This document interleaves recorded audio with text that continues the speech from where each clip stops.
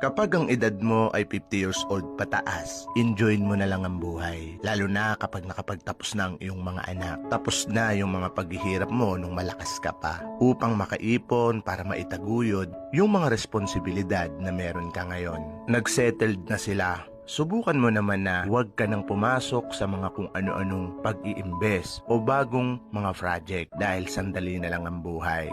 Lalo na sa Pilipinas, napakaiksi na lang ng buhay. Sulitin mo naman yung mga natitirang taon at sarili mo naman ang asikasuhin mo. Although nandun ka pa rin sa mga pamilya mo, sa mga anak mo. Kasi kaya na nila yan. Sila na mismo ang gagawa ng mga sarili nilang buhay na di mo na kailangan silang problemahin. Nagawa mo na ang lahat para sa kanila. Pilitin mong mag-travel. Pilitin mong maghanap ng mga bagong kaibigan. At sisiguraduhin mo na magiging masaya ka. Mag-invest ka rin sa iyong kalusugan. At kung pwede pa, kung halimbawang wala ka ng katuwang sa buhay, kung kaya mo pa at gusto mo pa, mag-invest ka rin sa iyong emosyon. Hindi mo alam kung hanggang kailan ang buhay natin. So yung natitira na yon, para sa'yo naman yon kasi ibinigay mo na ang lahat para sa mga mahal mo sa buhay. At higit sa lahat, karapatan mo ring lumigaya.